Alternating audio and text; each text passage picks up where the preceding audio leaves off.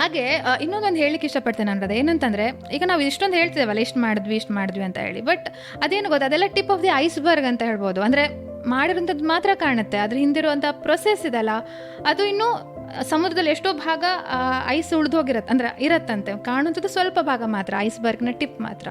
So Google sheets ಅಲ್ಲಿ ನೋಡಿದ್ರೆ ಕಾಣಿಸುತ್ತೆ ಅದು task planner, content planner, daily planner, weekly planner, monthly planner, quarterly planner, yearly planner, ಹೊಸ ಹೊಸ ಫಾರ್ಮ್ಯಾಟ್ಸ್ ಅಲ್ಲಿ. ಅದರಲ್ಲಿ ಸ್ಟಾರ್ಟಿಂಗ್ ಅಲ್ಲಿ ಗೋಲ್ಸ್ ಏನಿರುತ್ತೆ ಅದನ್ನ ನಾನು ನಿನ್ನೆ ಚೆಕ್ ಮಾಡ್ತಾ ಇದ್ದೆ. ವರ್ಡ್ ಅಂದ್ಕೂಳೆ ನಮ್ಗೆ ಬೇಸಿಕ್ ಆಗಿ ಸ್ಕೂಲಲ್ಲಿ ಏನು ಕಲ್ತಿರ್ತೇವೆ, ಕಟ್ ಕಾಪಿ ಪೇಸ್ಟ್ ಅಂಥದ್ದು ಕಾಮನ್ ಇದು ಕಲ್ತಿರ್ತೇವೆ.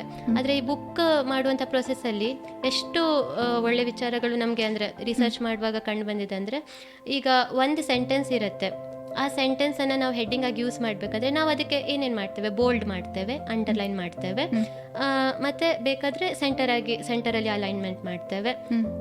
ಹಾಗೆ 3-4 ಸ್ಟೆಪ್ ಬೇಕಾದರೆ ರೆಡ್ ಕಲರ್ ಆ ಥರ ಕಲರ್ ಮಾಡ್ತೇವೆ. ಈಗ ಎಷ್ಟು ಒಂದು 3-4 ಸ್ಟೆಪ್ಸ್ ಹೇಳಿದ್ನಲ್ಲ, ಈ ಎಲ್ಲ ಸ್ಟೆಪ್ಸನ್ನು ಒಂದು ಶಾರ್ಟ್ಕಟ್ ಕೀ ಸೆಟ್ ಮಾಡೋದ್ರ ಮೂಲಕ 1 ಸೆಕೆಂಡಲ್ಲಿ ಇದೆಲ್ಲ ಸ್ಟೆಪ್ಸ್ ಒಂದೇ ಸಲ ಆಗುವಂಥ ಫೀಚರ್ ಇದೆ. ಆ ಕ್ಯಾಮ್ರಾದಲ್ಲಿ ಅದು ಕಾಣ್ತಾ ಇದೆ, ಬಟ್ ಅವನು ಅಷ್ಟು ಹೈಟ್ ಇಲ್ಲ, ಅವನು ಫುಲ್ ಏನು ಫ್ರೇಮಲ್ಲಿ ಕವರ್ ಅಲ್ಲ ಬಂದ, ಅಲ್ಲಿ ನಿಂತ್ಕೊಂಡು ಕೈ ಹೀಗೆ ಮಾಡಲಿಕ್ಕೆ ಒಂದು ಕೈ ಒಂದು ಕಾಣ್ತಾ ಇದೆ. ನನಗೆ ಏನು ಮಾಡಬೇಕಂತ ಗೊತ್ತಾಗಲಿಲ್ಲ. ಅದು ನೆನಪಿರುವಂಥದ್ದು, ಬಟ್ ಒಂದು ಕಡೆ ಖುಷಿನೂ ಆಯಿತು, ಒಂದು ಕಡೆ ಕನ್ಫ್ಯೂಷನೂ ಆಯಿತು.